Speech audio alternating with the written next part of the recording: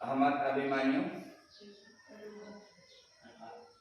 Cinta Sanju Putriawan, Satria Sarul Ramadan, Siti Hajar. Ya, baik. Anak-anakku yang saya hormati dan saya banggakan, pada kesempatan ini kita akan mempelajari hal-hal yang berkaitan dengan sajaah. Sudah pernah mendengar istilah sajaah? Benar. Siapa yang sudah mengetahui istilah daripada sajaah? Ada yang pernah mendengarnya? Ada. Siapa yang tahu secara umum apa itu sajaah? Iya, coba. Sajaah adalah sebuah sifat keberanian atau bisa diartikan juga sebagai sifat benar atau gagah. Jawaban yang luar biasa. Yang lain siapa yang sudah tahu? Ada yang paham tentang sajaah? Iya. Namun sebelum daripada ini, Pak Guru ingin menyampaikan dulu manfaat daripada kita mempelajari sajaah. Seperti apa yang telah diuraikan tadi, bahwasanya sajaah itu adalah memiliki sifat keberanian untuk membela kebenaran dengan memiliki sifat jujur. Apa manfaat daripada mempelajari ini? Yang pertama, kita ini dapat dipercaya. Dapat dipercaya itu merupakan poin utama dalam kehidupan, baik kehidupan berkeluarga maupun kehidupan bermasyarakat. Poin yang kedua, sajaah itu dapat membangkitkan diri. Dia membangkitkan motivasi sesuai dengan tujuan daripada kehidupan kita sebagai hamba Allah. Itu manfaat dan tujuan kita. Beberapa hal yang berkaitan dengan sajaah. Ada hal yang paling utama di dalam mempelajari sajaah ini. Yang pertama, kita harus memiliki niat yang baik. Jujur di dalam diri sendiri. Belajar juga itu harus memiliki niat yang baik dan jujur pada diri sendiri. Jujur ingin mempelajari ilmu pengetahuan. Hapus papan dulu. Saya minta kesiapannya satu orang. Silakan.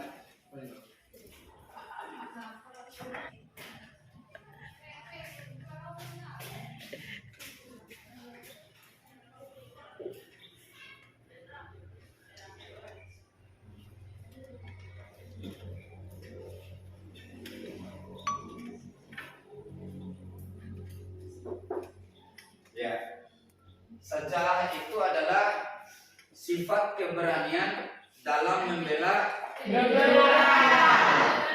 Sifat keberanian dalam membela kebenaran dengan memiliki sifat jujur. Dapatkah kita ini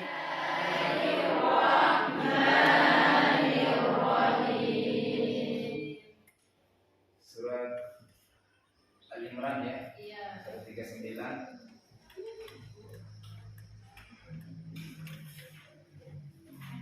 Wala tahinu wala tahzanu wa antumul a'launa in kuntum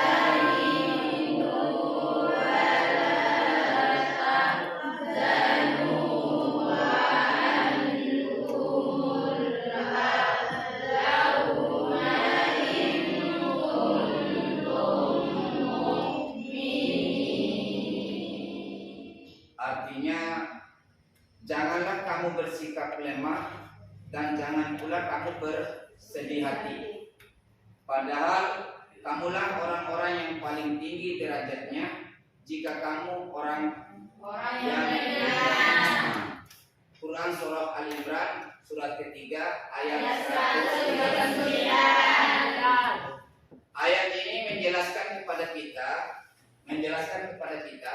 namun tujuannya kepada Nabi Muhammad. Menjelaskan kepada Nabi Muhammad dan tujuannya kepada kita semua nanti. Dalam ayat ini diberi penjelasan kepada kita agar kiranya kita ini tidak boleh bersikap lemah dalam pengertian dalam menegakkan kebenaran. Itu saking pentingnya menjunjung tinggi nilai kejujuran. Sehingga dalam materi ini kita dituntut untuk memiliki sifat jujur atau yang disebut dengan saja. Nanti pada jam selanjutnya kita akan coba mendiskusikan dan melakukan literasi, membaca di dalam buku itu apa yang terkandung atau makna. Misalnya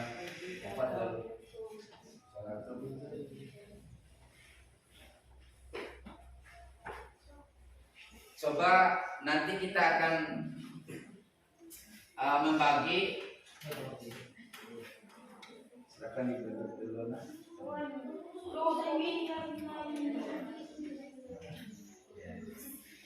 Nanti kita akan membagi menjadi beberapa kelompok dan kita bertugas untuk mencari tahu, mengidentifikasi makna ataupun kandungan yang terdapat di dalam Al-Quran surah Al-Imran surat ketiga ayat 109. Hal apa saja yang terkandung di dalamnya dan apa saja tujuan dan manfaatnya kita memiliki sifat jujur atau menjelaskan untuk memecahkan sebuah persoalan apa saja. Silakan diidentifikasi makna ataupun kandungan yang ada di dalam Al-Quran surah Al-Imran ayat 139 itu surat ketiga yang berkaitan dengan sejarah. Nanti coba kalian paparkan dan anak-anak diwajibkan untuk mempertanggungjawabkan kelompoknya masing-masing. Silakan diremuk dulu, boleh di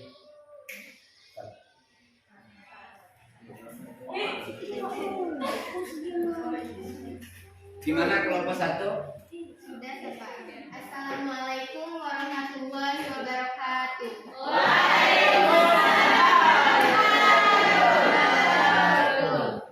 Saya perwakilan dari kelompok 1 ingin mempresentasikan hasil kerja kelompok kami mengenai identifikasi jenis-jenis kejujuran di sekitarmu, baik di rumah maupun di sekolah. Jadi, jenis-jenis jujur dibagi menjadi 3 macam. Yang pertama, jujur dalam niat, 2 jujur dalam ucapan, 3 jujur dalam perbuatan. Contohnya, kejujuran kita yang ada di sekolah. Contoh, siswa yang memilih tidak menyontek saat ujian termasuk dalam jenis jujur dalam perbuatan. Yang kedua, siswa pamit kepada orang tua untuk pergi bersekolah dan benar-benar tiba di sekolah lalu belajar dengan baik termasuk jujur dalam perbuatan. Ya, baik. Itu merupakan tanggapan atau hasil daripada diskusi kelompok 1 yang berkaitan dengan jenis dan contoh kejujuran. Sekarang kita siapa yang ketua kelompoknya? Saya.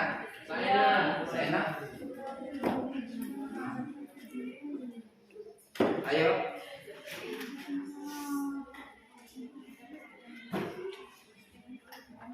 Coba hasil diskusinya seperti apa ini? Judulnya apa dulu nih untuk kelompok 2?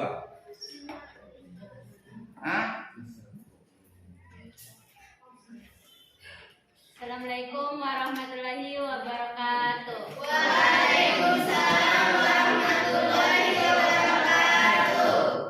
Kami dari kelompok 2 ingin mempresentasikan hasil kerja kelompok kami yang berkaitan dengan jelaskan hubungan antara perilaku jujur yang diamati dengan akibat yang ditimbulkannya. Jika kita berperilaku jujur dan diamati oleh semua orang, maka perilaku kita akan membawa citra baik ke diri kita. Orang lain akan jauh lebih tenang dan tidak terlalu waspada terhadap kita karena mereka tahu kita adalah pribadi yang jujur dan bertanggung jawab terhadap kata-kata kita sendiri. Dan sebaliknya, jika kita diamati tidak jujur, maka orang-orang akan jauh lebih waspada dan cemas terhadap kita dan citra kita menjadi buruk. Hubungan perilaku jujur dan akibat yang ditimbulkannya. Yang pertama, dengan perilaku jujur kita jadi percaya orang lain.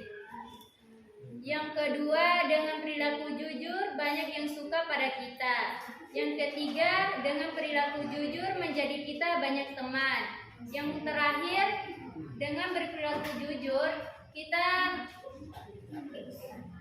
hidup kita jadi tenang. Sekian dari kelompok kami. Wassalamualaikum warahmatullahi wabarakatuh. Waalaikumsalam warahmatullahi wabarakatuh. Itulah hasil diskusi dari kelompok 2 yang berkaitan dengan hubungan antara perilaku jujur. Sebelum kita simpulkan kelompok 3, siapa yang jadi ketua kelompoknya? Ya, silakan. Assalamualaikum warahmatullahi wabarakatuh. Waalaikumsalam warahmatullahi wabarakatuh. Kami dari kelompok 3 ingin mempresentasikan hasil diskusi kerja kami mengenai dalil tentang kejujuran. Dalil tentang jujur banyak disebutkan dalam Al-Quran dan hadis Nabi Shallallahu Alaihi Wasallam. Jujur merupakan salah satu akhlak Nabi Muhammad Shallallahu Alaihi Wasallam yang patut dicontohi dan diteladani umatnya.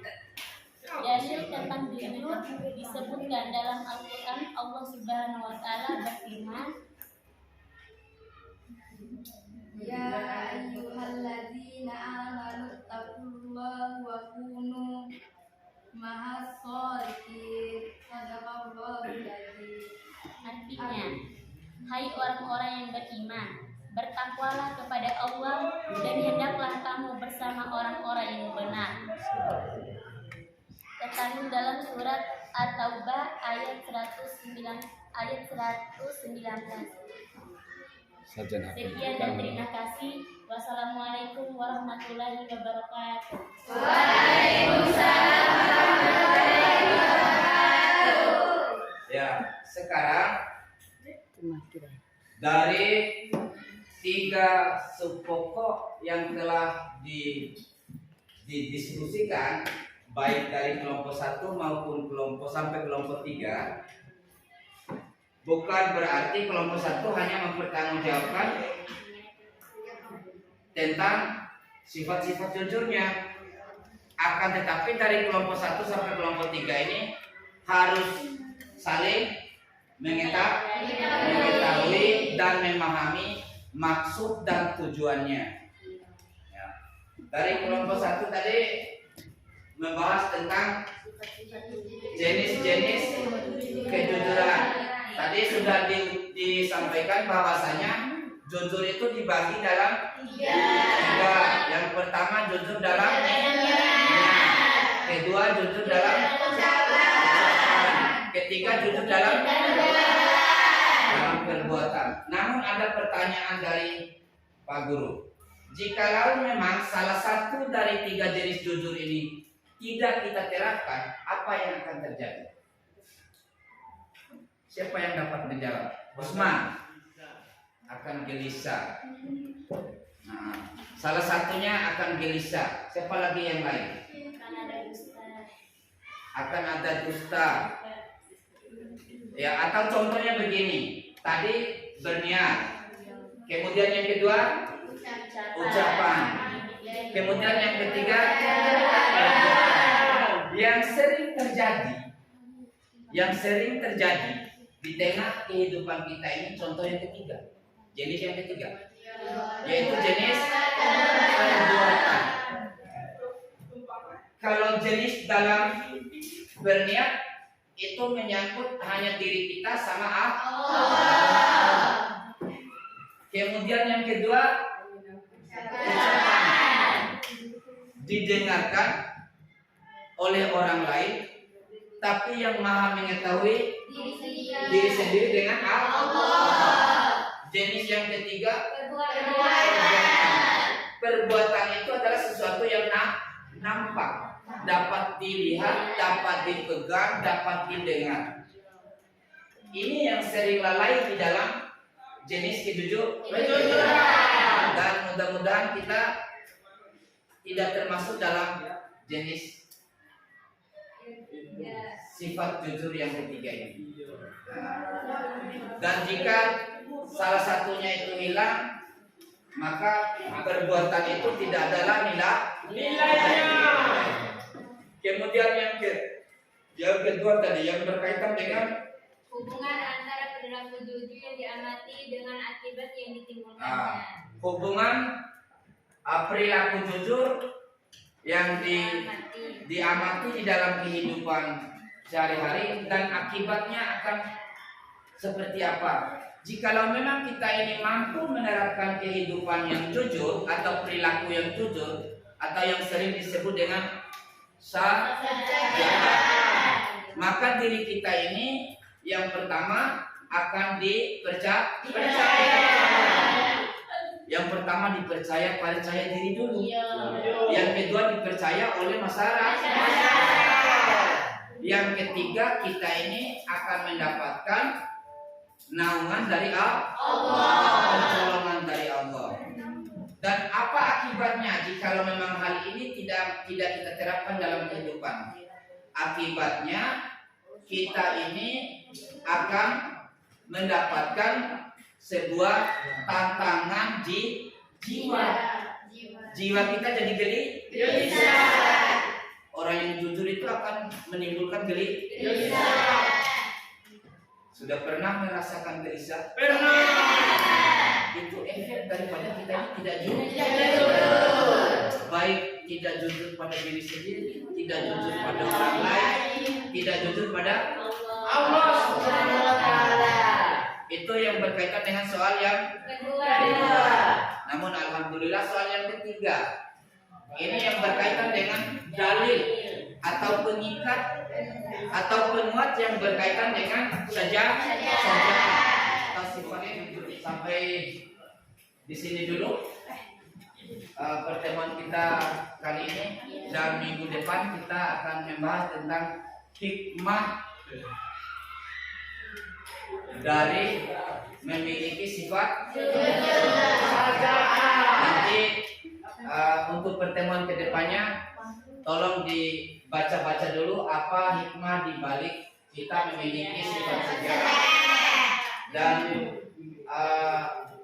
setelah kita mempelajari hikmah itu nanti pada pertemuannya bisa kita membahasnya dan melakukan pola seperti ini supaya kesimpulannya dapat kita pahami.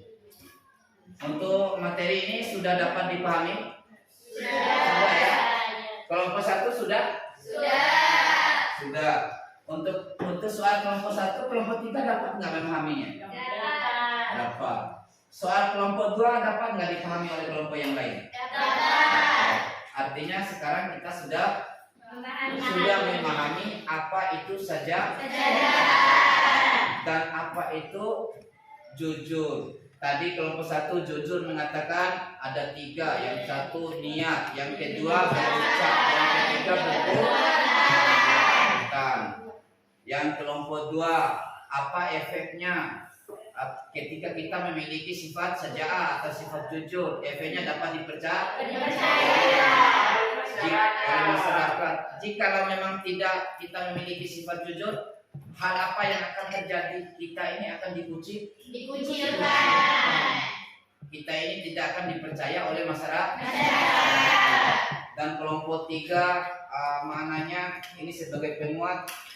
Ada juga yang dibahas dalam surah Al-Imran 139 ya. Di sini dibahas dalam Al-Baqarah At-Taubah yang ayat 19 yang menjelaskan kepada kita bahwasanya kita ini diseru oleh Allah hanya orang-orang yang beriman untuk melakukan sesuatu perilaku yang benar dan bersama-samalah kepada orang yang benar. Tidak dianjurkan kepada orang yang tidak benar. Itu ya. Itu saja kesimpulannya. Mari kita akhiri pertemuan kita pada kesempatan ini dengan sama-sama membaca hamdalah.